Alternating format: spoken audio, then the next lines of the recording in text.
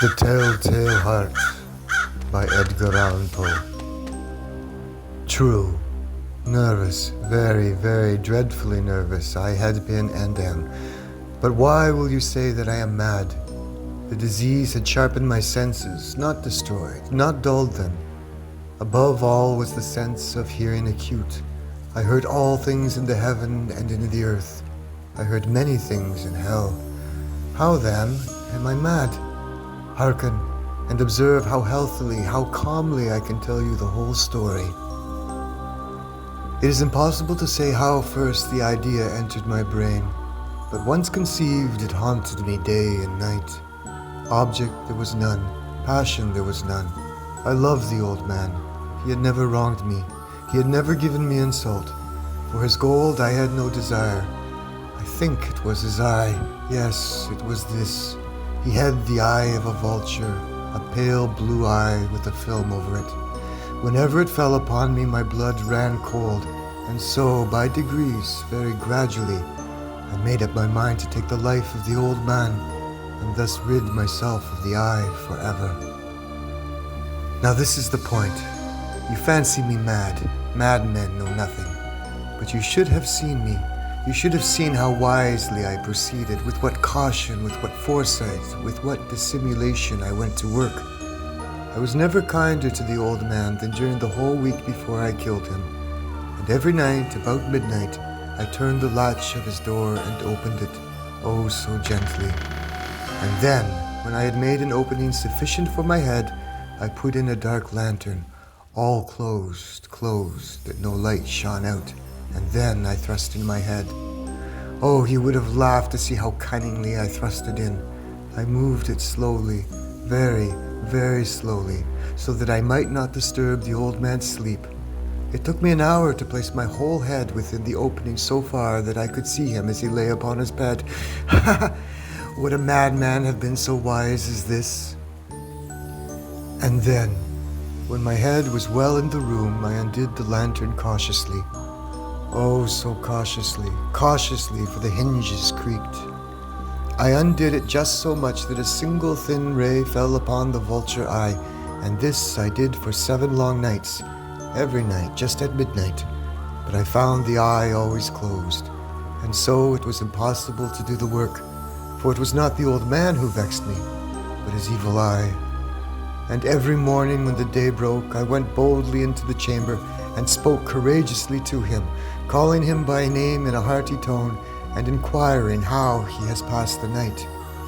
So, you see, he would have been a very profound old man indeed to suspect that every night, just at 12, I looked in upon him while he slept. Upon the 8th night, I was more than usually cautious in opening the door.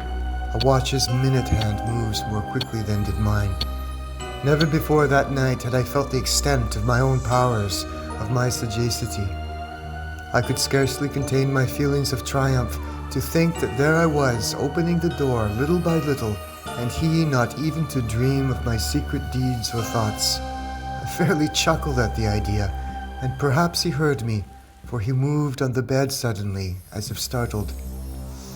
Now you may think that I drew back, but no, his room was as black as pitch with the thick darkness, for the shutters were close fastened, through fear of robbers.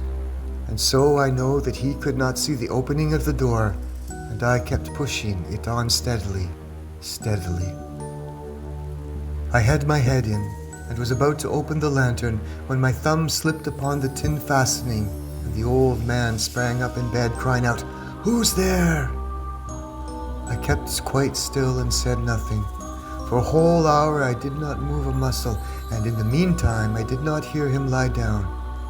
He was still sitting up in the bed listening, just as I have done night after night, hearkening to the death watches in the wall. Presently I heard a slight groan, and I knew it was the groan of mortal terror.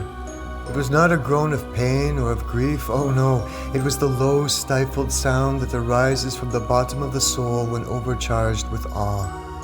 I knew the sound well. Many a night, just at midnight, when all the world slept, it has welled up from my own bosom, deepening with its dreadful echo the terrors that distracted me. I say I knew it well. I knew what the old man felt and pitied him, although I chuckled at heart. I knew that he had been lying awake ever since the first slight noise when he had turned in the bed. His fears had been ever since growing upon him. He had been trying to fancy them causeless, but could not. He had been saying to himself, "It is nothing but the wind in the chimney. It is only a mouse crossing the floor, or it is merely a cricket which has made a single chirp." Yes, he had been trying to comfort himself with these suppositions, but he had found all in vain. All in vain, because death, in approaching him, had stalked with his black shadow before him and enveloped the victim.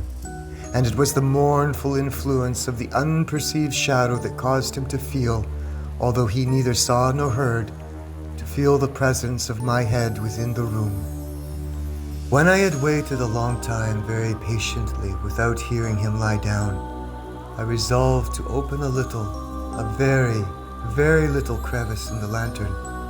So I opened it. You cannot imagine how stealthily, until at length a simple dim ray, like the thread of the spider, shot from out the crevice and fell full upon the vulture eye. It was open, wide open, and I grew furious as I gazed upon it. I saw it with perfect distinctness, all a dull blue, with a hideous veil over it that chilled the very marrow in my bones. But I could see nothing else of the old man's face or person, for I had directed the ray, as if by instinct, precisely upon the damned spot. And have I not told you that what you mistake for madness is but over-acuteness of the sense? Now, I say, there came to my ears a low, dull, quick sound, such as a watch makes when enveloped in cotton. I knew that sound well, too. It was the beating of the old man's heart. It increased my fury, as the beating of a drum stimulates the soldier into courage. But even yet I refrained and kept still. I scarcely breathed. I held the lantern motionless. I tried to see how steadily I could maintain the ray upon the eye. Meantime, the hellish tattoo of the heart increased. It grew quicker and louder every instant. The old man's terror must have been extreme. It grew louder, I say, louder every moment. Do you mark me well? I have told you that I am nervous, so I am, and now at the dead hour of the night, amid the dreadful silence of that old house, so strange a noise as this excited me to uncontrollable terror. Yet, for some minutes longer I refrained and stood still. But the beating grew louder. I thought the heart must burst, and now a new anxiety seized me. The sound would be heard by a neighbor. The old man's hour had come. With a loud yell, I threw open the lantern and leaped into the room. He shrieked once only. In an instant, I dragged him to the floor and pulled the heavy bed over him. I then smiled gaily to find the deed so far done. But for many minutes, the heart beat on with a muffled sound. This, however, did not vex me. It would not be heard through the wall. At length, it ceased. The old man was dead. I removed the bed and examined the corpse. Yes, he was stone dead. I placed my hand upon the heart and held it there many minutes. There was no pulsation.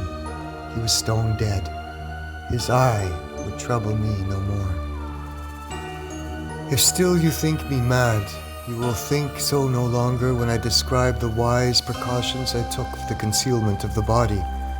The night waned, and I worked hastily, but in silence.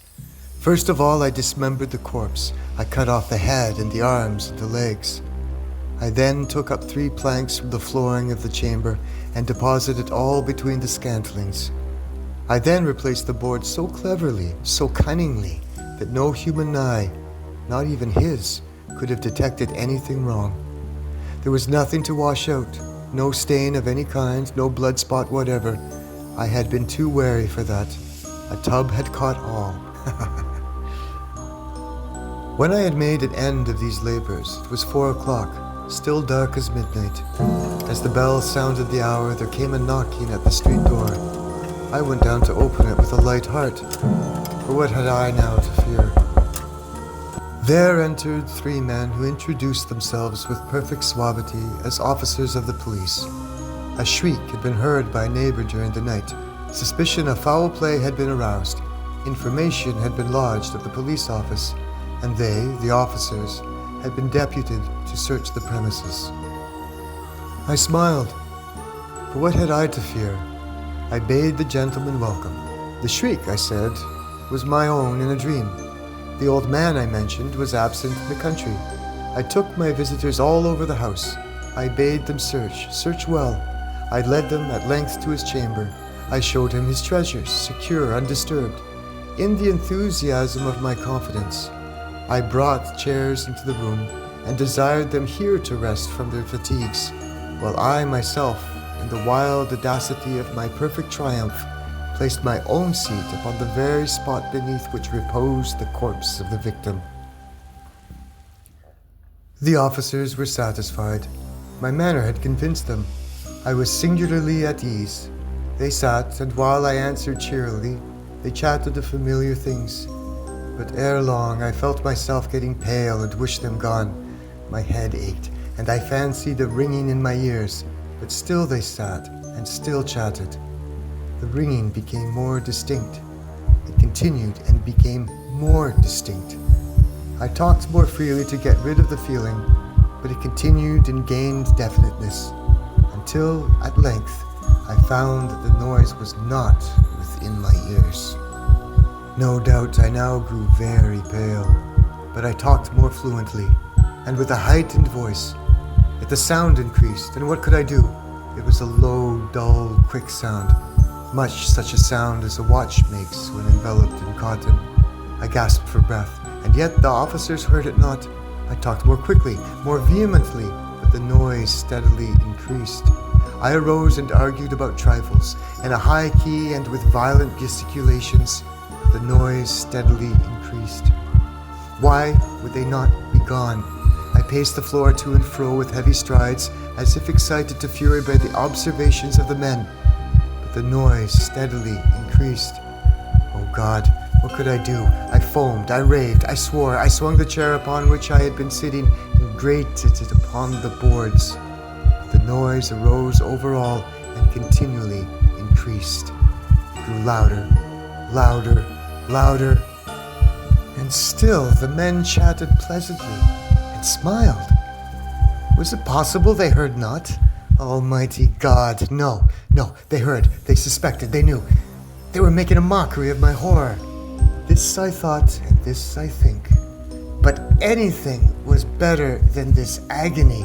Anything was more tolerable than this derision. I could bear these hypocritical smiles no longer. I felt that I must scream or die, and now, again, hark! Louder, louder, louder, louder! Villains! I shrieked. Dissemble no more. I admit the deed. Tear up the planks. Here! It is the beating of his hideous heart.